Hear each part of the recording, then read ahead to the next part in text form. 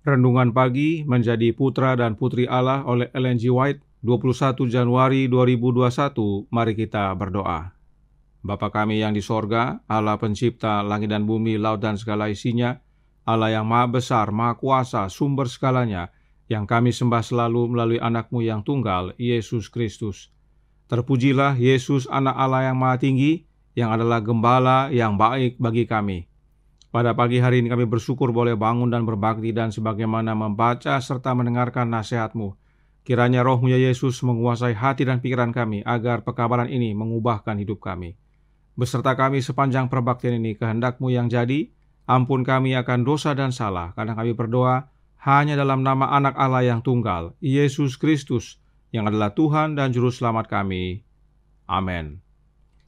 Renungan hari ini akan dibacakan oleh Saudara Jones Ayorbaba. Silakan Saudara Jones. Baik, terima kasih. Selamat pagi untuk kita semua. Judul renungan pagi kita pada hari ini, Ia selalu di depan kita, maka kita tidak akan goyah. Ayat inti terdapat dalam Mazmur 16 ayat 8. Aku senantiasa memandang kepada Tuhan, karena Ia berdiri di sebelah kananku, aku tidak goyah. Di tengah-tengah segala kekacauan yang akan menekan atas jiwa, hanya ada satu yang dapat menolong kita dari segala kesukaran kita itu dan membantu segala kegelisahan kita. Kita harus menyerahkan segala kekhawatiran kita pada Yesus dan mengingat bahwa Ia ada hadir dan menyuruh kita hidup bersama dengan Dia. Kita harus memeliharakan pikiran kita kepada Allah, maka dalam kelemahan kita, Ia akan menjadi kekuatan kita. Dalam kebodohan kita, Ia akan menjadi hikmat kita. Di dalam kelemahan kita, Ia akan menjadi kekuatan yang menopang kita. Kita boleh diberi kepastian bahwa kita tidak perlu naik ke sorga untuk menurunkan Yesus kepada kita. Tidak pula turun untuk menaikkan Dia, karena Dia ada di kanan kita dan matanya selalu memandang kepada kita. Kitalah seharusnya berusaha untuk menginsafi bahwa Tuhan selalu sangat dekat kepada kita, menjadi penasehat dan penuntun kita. Inilah satu-satunya cara di mana boleh kita merasa yakin terhadap Allah. Kita perlu mendidik dan melatih pikiran agar kita akan beroleh iman yang cerdas dan mendapat persahabatan yang berpengertian dengan Yesus. Jika kita tidak membuat persahabatan yang terus-menerus antara Allah dengan jiwa kita akan tercerai daripadanya dan kita berjalan terpisah dari Dia. Bila kita bersahabat dengan orang-orang sekeliling kita dan menaruh harap kita pada manusia, dan kasih sayang kita akan dipalingkan dari tujuan perbaktian yang benar. Janganlah membiarkan kesejukan dunia mendinginkan kasih kita bagi penebus kita. Jika kita mempunyai persekutuan dengan Dia, kita mesti selalu menaruh Tuhan di depan kita dan memperlakukan Dia sebagai seorang sahabat yang dihormati, memberikan kepadanya tempat yang terutama dalam kasih sayang kita. Kita harus membicarakan daya tariknya yang tiada taranya dan selalu mempertumbuhkan keinginan hendak memperoleh pengetahuan yang lebih baik akan Yesus Kristus.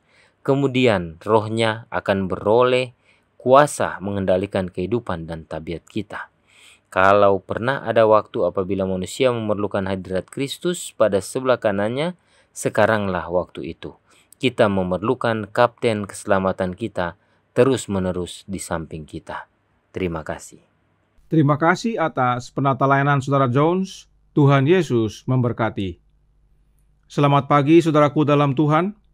Renungan hari ini dengan jelas menyatakan bahwa hanya satu yang dapat menolong kita dari segala kesukaran kita.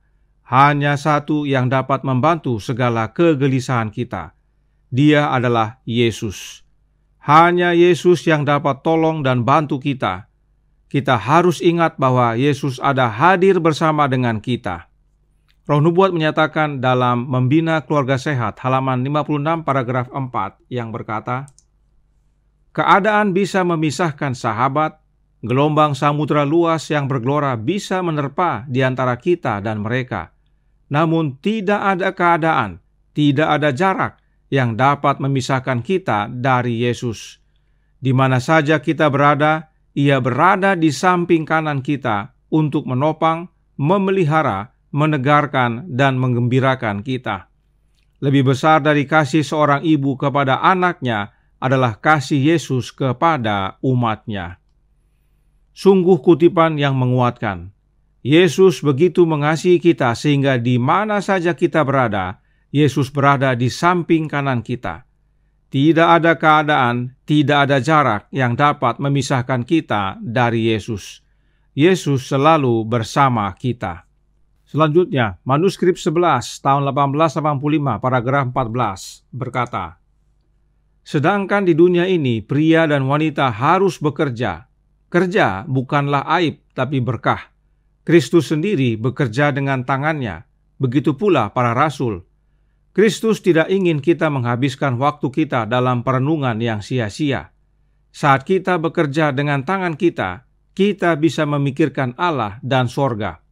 Kita dapat membawa juru selamat bersama kita dalam pekerjaan kita. Kita dapat mengetahui jika kita mau bahwa Dia ada di sebelah kanan kita, siap membantu kita di setiap saat dibutuhkan. Ke tempat kerja sekalipun kita bisa membawa Kristus, dan Dia berada di sebelah kanan kita, siap setiap saat untuk membantu. Kemudian perhatikan pesan berikut ini dalam suratnya nomor 119 tahun 1896, paragraf 24, Nyonya White menuliskan, di luar aku kamu tidak dapat berbuat apa-apa. Yohanes 15 ayat 5. Jangan lupakan ini. Tuhan adalah penolong kita, dan jika Dia ada di sebelah kanan kita, kita tidak akan goyah. Nyonya White nasihatkan agar tidak melupakan pesan penting yang Yesus sampaikan bahwa di luar Yesus kita tidak dapat berbuat apa-apa. Artinya, kita harus berada di dalam Yesus. Yesuslah penolong kita, sebab Dia ada di sebelah kanan kita, siap menolong kita. Berikutnya dalam suratnya nomor 96 tahun 1892 paragraf 10, Nyonya White lanjutkan. Iman yang diberikan kepada kita adalah iman yang bekerja. Itu bukan melihat, karena dengan begitu tidak mungkin lagi ada iman. Kasih Yesus di dalam hati sangat berharga bagi kita. Kita bisa bersabar di bawah rasa sakit dan tidak menyusahkan jiwa kita dengan kekhawatiran yang terus-menerus karena Kristus ada di sebelah kanan kita untuk membantu kita dalam setiap keadaan darurat. Kita bisa bersabar menanggung dan tidak disusahkan dengan kekhawatiran itu hanya karena Kristus ada di sebelah kanan kita. Dan tidak hanya ini, In Heavenly Places halaman 142 paragraf 3 berkata, kita tidak dibiarkan tersandung dalam kegelapan. Yesus ada di sebelah kanan kita menyatakan, akulah jalan. Inilah pentingnya mengikut Yesus dan memiliki Yesus sebagai penolong kita. Sebab Dialah jalan. Berulang-ulang roh nubuat menyatakan bahwa Yesuslah yang berada di sebelah kanan kita. Di sebelah kanan artinya penolong. Dan bagaimana caranya Yesus hadir sebagai penolong kita? Manuskrip 8 tahun 1886 paragraf 8 menjelaskan. Saya sangat senang kita memiliki juru selamat. Ketika saya bangun di malam hari, terlintas dalam pikiran saya untuk memuji Tuhan, karena Dia telah memberi kita seorang juru selamat, dan kami ingin memandang juru selamat kami dengan pujian dan rasa syukur atas apa yang Dia lakukan bagi kami. Bukti yang kita miliki bahwa Yesus ada di sebelah kanan kita untuk membantu kita adalah salib Kalvari. Yesus tergantung di sana di atas kayu salib, korban yang berdarah, agar kita dapat memiliki kasih karunia dan kuasa yang dapat Dia anugerahkan kepada kita. Inilah dasarnya mengapa Yesus disebut di sebelah kanan kita, yaitu melalui kematiannya di kayu salib, kita dapat menerima kasih karunia dan kuasa yang Yesus berikan kepada kita. Sebab dengan Yesus menjadi korban pendamaian, Dia layak menjadi imam besar kita, dan saat Dia kembali kepada Bapa setelah kebangkitannya, Yesus dimuliakan oleh Bapa dan menerima pengurapan minyak yang adalah lambang Roh Kudus, lalu kemudian mencurahkan roh-Nya kepada jemaat mula-mula pada hari Pentakosta. Rohnya Kristus itulah yang disebut kasih karunia dan kuasa yang Yesus karuniakan kepada kita.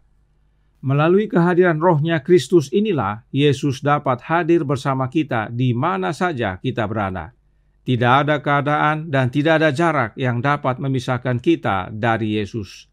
Meski Dia telah kembali ke surga secara fisik, namun melalui kehadiran Roh-Nya yang kudus, Yesus masih menyertai kita sampai akhir zaman. Itulah sebabnya renungan hari ini menyatakan dalam Menjadi Putra dan Putri Allah, halaman 29 paragraf 3, berkata, kemudian Roh-Nya akan beroleh kuasa mengendalikan kehidupan dan tabiat kita. Kalau pernah ada waktu apabila manusia memerlukan hadirat Kristus pada sebelah kanannya, sekaranglah waktu itu. Kita memerlukan kapten keselamatan kita terus-menerus di samping kita. Rohnya siapa yang White maksudkan? Rohnya Kristus. Melalui kehadiran Roh Kristuslah Yesus ada di sebelah kanan kita sebagai penolong kita setiap saat, mengendalikan kehidupan dan tabiat kita. Dan perhatikan, kalau ada waktu di mana kita membutuhkan kehadiran Yesus di sebelah kanan kita, maka sekaranglah waktunya. Kita memerlukan Yesus yang adalah kapten keselamatan kita, berada di samping kita terus-menerus. Jelas sekali, saudaraku dalam Tuhan, hanya Yesus yang kita perlukan, tidak ada yang lain, atau tidak melalui oknum lain. Yesus sendiri hadir beserta kita melalui kehadiran Roh-Nya yang kudus, Roh Kristus. Tidak ada yang dapat pisahkan kita dari Yesus, asal kita percaya. Tuhan memberkati, saya bawa dalam nama Yesus. Amin. Mari kita berdoa. Bapa kami yang di sorga, Allah pencipta langit dan bumi, laut dan segala isinya, Allah yang maha besar, maha kuasa, sumber segalanya, yang kami sembah selalu melalui anak-Mu yang tunggal, Yesus Kristus. Terima kasih atas nasihat yang begitu indah, bahwa tidak ada keadaan, tidak ada jarak yang dapat memisahkan kami dari Yesus. Di mana saja kami berada, Yesus berada di samping kanan kami, siap untuk menopang, memelihara, menegarkan, dan menggembirakan kami. Kiranya ini menjadi pembaharuan dalam hidup kami, bahwa Yesuslah yang hadir dalam hati kami, hadir dalam hidup kami ya Tuhan, dan bukan yang lain. Beserta kami sepanjang hari ini, curahkan roh anak-Mu dalam hati ini ya Bapa, kehendak-Mu yang jadi, ampun kami akan dosa dan salah, karena kami berdoa hanya dalam nama anak Allah yang tunggal, Yesus Kristus, yang adalah Tuhan dan Juru Selamat kami. Amin.